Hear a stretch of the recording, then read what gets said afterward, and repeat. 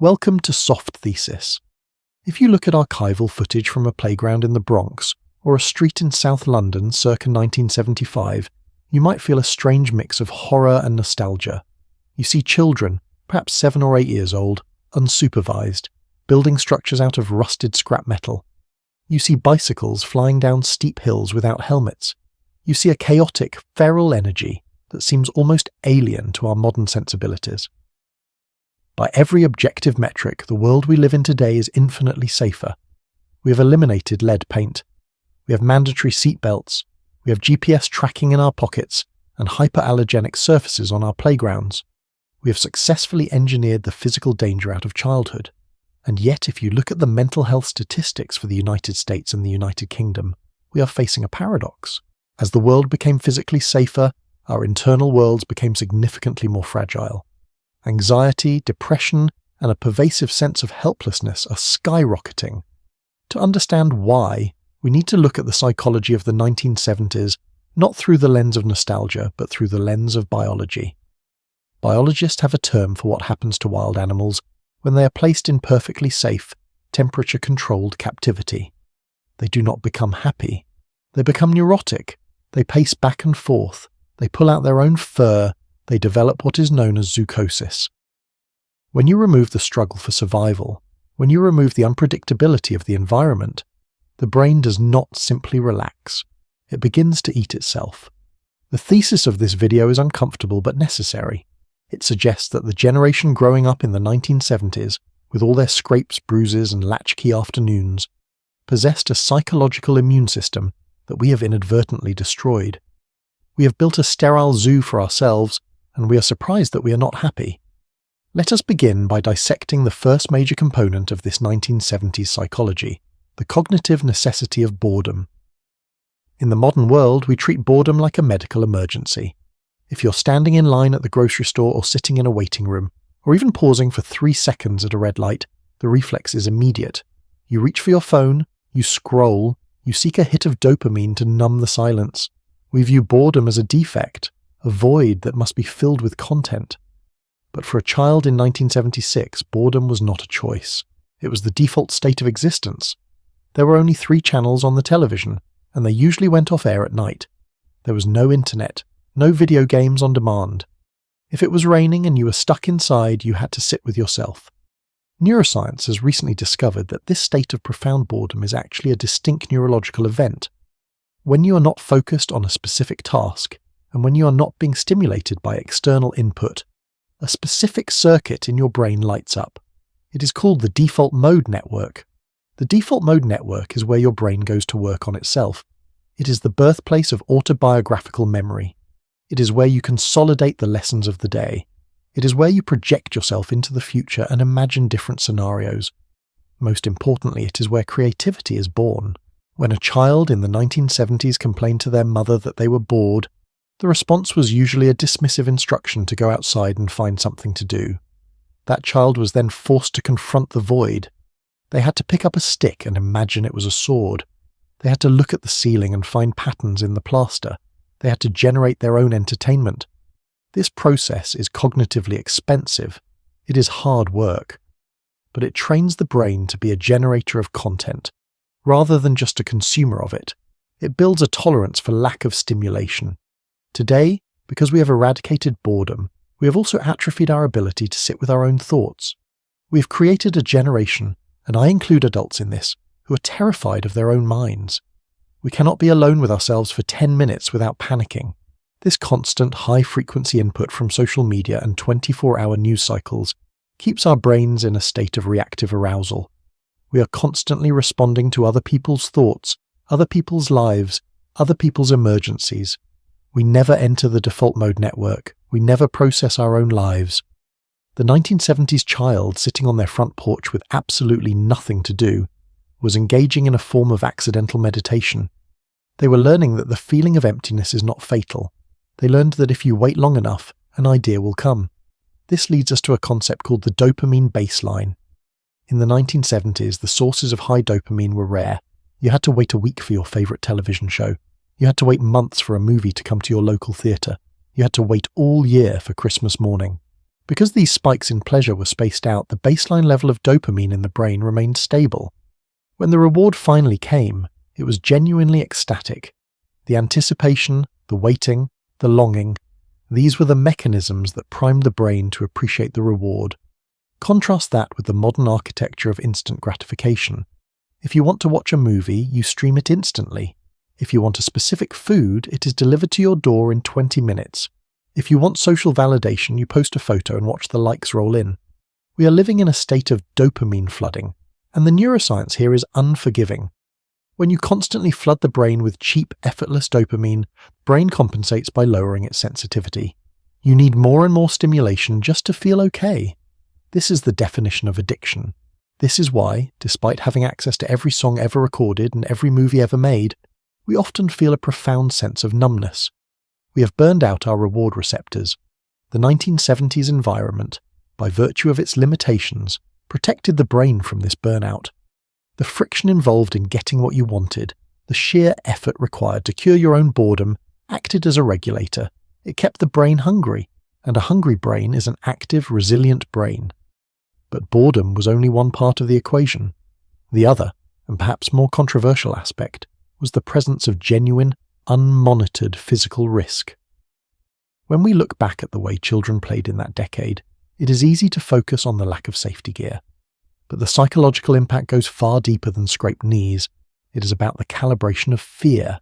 To understand this, we must look at how the human brain assesses danger, and why our modern safety nets might actually be making us more afraid, not less. The human amygdala is the ancient part of the brain responsible for processing fear. It is a biological alarm system designed to keep you alive. But here is the critical nuance. The amygdala needs to be calibrated. It needs data. It needs to know the difference between a tiger and a shadow. In the 1970s, this calibration happened through direct visceral experience. Consider the act of climbing a tree. This was a universal rite of passage. A child scales a large oak tree. They get 20 feet off the ground. The branches begin to thin. The wind picks up, their heart races, their palms sweat. In that moment, the child is performing a complex risk assessment. They are testing the laws of physics against their own strength. If they go too high, they might fall. If they fall, they will break a bone. The consequence is immediate and physical. Gravity does not negotiate. Gravity does not care about your self-esteem. Through these experiences, the 1970s child developed what psychologists call risk literacy. They learn to distinguish between something that feels scary and something that is actually dangerous. They learned that pain is a teacher, not an injustice. Now, consider the modern approach. We have removed the high trees, we have softened the playground surfaces, we have supervised every moment of play to ensure zero injury. We have prioritized safety above all else. But the amygdala does not simply shut down because the environment is safe. It is still scanning for threats. And because it can no longer find physical threats, it begins to reclassify social and intellectual discomfort as life-threatening danger. This is why we see such a fragile reaction to conflicting ideas in modern universities and workplaces. When you have never faced the physical reality of a broken arm or a scraped knee, a mean comment on the internet or a challenging political opinion triggers the same fight-or-flight response as a predator in the bushes. We have lost the ability to scale our reactions. We react to uncomfortable words with the same intensity that our ancestors reacted to physical violence. We have created a generation that is physically safe but psychologically terrified. By removing the microdoses of danger from childhood, we have left the immune system of the mind completely defenseless against the inevitable hardships of adult life. But the physical world was only half of the training ground. The other half was the social world. And this is where the difference between the 1970s and today becomes most stark.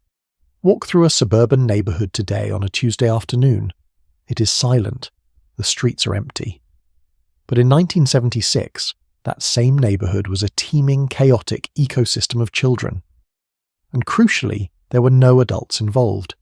This was the era of the unsupervised pack, a group of 7-year-olds and 12-year-olds navigating the neighborhood together. This environment was a petri dish for social intelligence. It was a micro-society with its own rules, hierarchies, and justice systems. In this world, if there was a dispute over whose turn it was to bat in baseball, or who owned a specific trading card, the children had to resolve it themselves. There was no teacher to intervene. There was no parent to mediate. This forced children to develop sophisticated negotiation skills. If you were a bully, the other kids would simply stop playing with you. You would be ostracized. You learned very quickly that social cooperation was the price of admission. If you were too sensitive and quit the game every time you lost, you were not invited back. You had to learn to read the room. You had to learn to read body language, tone of voice, and the subtle shift in the atmosphere that signaled a fight was brewing. You developed a sixth sense for human behavior because your social survival depended on it. Today, we have replaced this organic social struggle with managed playdates and supervised activities. Modern parents and teachers act like an omnipresent human resources department for children. As soon as a conflict arises between two modern children, an adult steps in. The adult mediates. The adult decides who is right and who is wrong. The adult forces an apology. The children are denied the opportunity to work it out. This sounds benevolent. It sounds like we are teaching them to be nice. But in reality, we are robbing them of conflict resolution skills. We are raising a generation that does not know how to handle disagreement without calling for an authority figure. We see the result of this in the modern workplace. We see young adults who are incapable of having a difficult conversation with a colleague. They immediately escalate to a manager or file a complaint because they never learned the subtle art of the playground treaty. They never learned that you can have a screaming match with your friend at 2 o'clock and be best friends again by 4 o'clock without any adult intervention. The 1970s childhood was not a utopia. It was often rough. It was sometimes cruel, but it was real. It taught you that the world does not revolve around your feelings. It taught you that respect is earned, not given. It taught you that you are capable of handling difficult people and difficult situations on your own. This independence fostered a specific psychological trait that is rapidly vanishing: an internal locus of control. This is a psychological concept that defines how you view your life. If you have an internal locus of control, you believe that you are the pilot of your own ship. You believe that your actions directly influence your outcomes. If you fail a test, you study harder. If you lose a game, you practice more. The opposite is an external locus of control. This is the belief that things happen to you. You're a victim of circumstance, of the system, of other people. If you fail, it is because the teacher doesn't like you. If you lose, it is because the game is rigged. The feral, unstructured nature of the 1970s naturally built an internal locus of control. Because there was no one hovering over you to fix your mistakes, you had to own them. If you rode your bike too far and got a flat tire 3 miles from home, that was your problem. You had to walk the bike back. You had to fix the tire. You owned the consequence. Every time a child solved a problem on their own, whether it was fixing a chain on a bicycle or navigating a dispute with a friend, they were depositing a coin into the bank of self-efficacy. They were proving to themselves over and over again that they were competent. Competence creates confidence. Not the hollow verbal confidence of participation trophies and constant praise, but the quiet, unshakable confidence of someone who knows they can handle reality. Today, in our well-intentioned effort to protect children from failure, we have stripped them of their competence.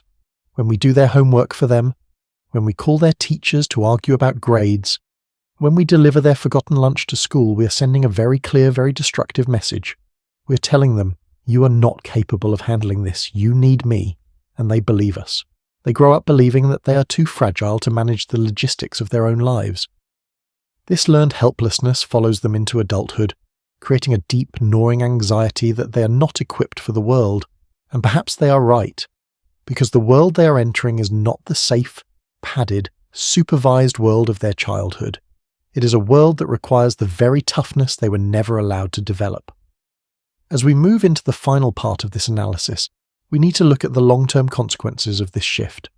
We need to examine how this lack of resilience is shaping our culture, our politics, and our relationships. And most importantly, we need to ask if it is possible to reclaim some of that feral wisdom in the digital age. We have explored how the eradication of boredom and the sterilization of risk have altered the neural architecture of the modern mind. But the most profound impact of this shift is visible in our collective relationship with time, patience, and resilience. In the 1970s, the texture of time was different. It was slower. It was thicker. Because everything took longer, the virtue of patience was not a moral ideal, but a survival mechanism. Consider the act of listening to music. If you wanted to hear a specific song in 1975, You could not simply summon it from the ether. You had to go to a record store. You had to hope they had the album in stock. You had to pay money for it. You had to bring it home, take it out of the sleeve, place the needle on the vinyl and listen. This friction created value. The investment of time and effort made the music sound sweeter. It created a psychological anchor. You valued the album because you had worked for it. Today, music is fluid. It is everywhere and nowhere. It costs nothing in terms of effort. And because it is effortless, it is often disposable. We skip songs after 10 seconds. We treat art like wallpaper. This shift from friction to frictionless extends to our relationships. In the analog era, maintaining a friendship required logistical effort. You had to make plans. You had to show up at a specific time and place. You could not cancel via text message 5 minutes before. If you said you would be at the cinema at 7 o'clock, you had to be there, or your friend would be standing alone wondering where you were. This built reliability. It built a sense of duty to others. It meant that your word had weight. In the digital age, we have entered the era of the soft commitment. We make tentative plans, knowing we can flake out at the last second with a vague emoji. We ghost people because it is easier than having an awkward conversation. The friction of human interaction has been removed, and with it, the depth of our bonds has evaporated. We are more connected than ever, yet we are lonelier than ever. Because true connection requires the very thing we have engineered out of our lives. It requires vulnerability. It requires the risk of rejection. It requires the awkwardness of sitting in a room with someone when the conversation dies down, without retreating into a screen. So, where does this leave us? We cannot invent a time machine. We cannot and should not uninvent the internet or modern medicine. We do not want to return to the higher injury rates or the leaded gasoline of the 1970s. But we must acknowledge that we have thrown the baby out with the bathwater. In our quest for safety and convenience, we have sacrificed our antifragility. Antifragility is a concept coined by the scholar Nassim Taleb.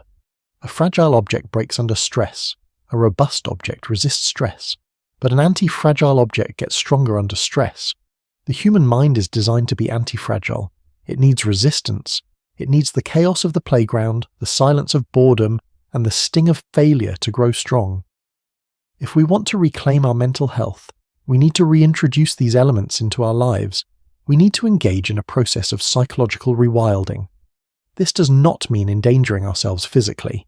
It means voluntarily choosing friction over convenience. It means resisting the urge to soothe every moment of boredom with a screen.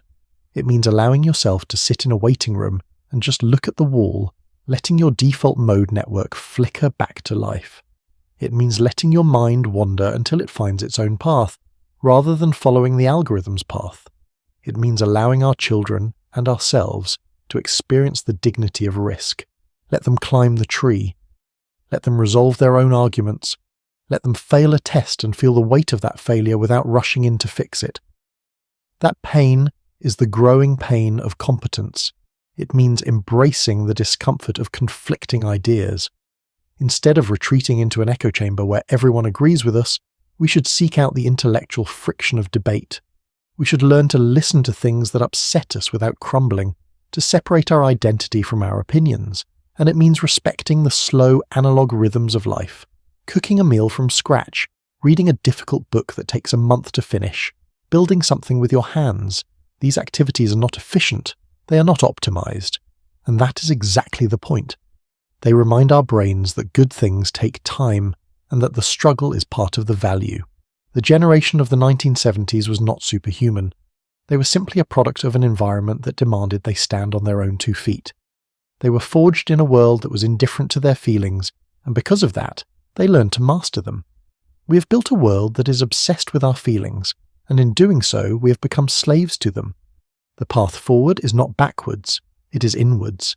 It is recognizing that the safety we crave is a cage. It is understanding that a life without risk, without boredom, without friction, is not a life fully lived. We need to tear down the walls of the sterile zoo we have built for ourselves. We need to open the cage door and step back out into the wild, unpredictable and beautiful chaos of the real world. Because it is only out there, in the unscripted reality, that we can find out who we actually are. This has been a Soft Thesis production. Thank you for listening.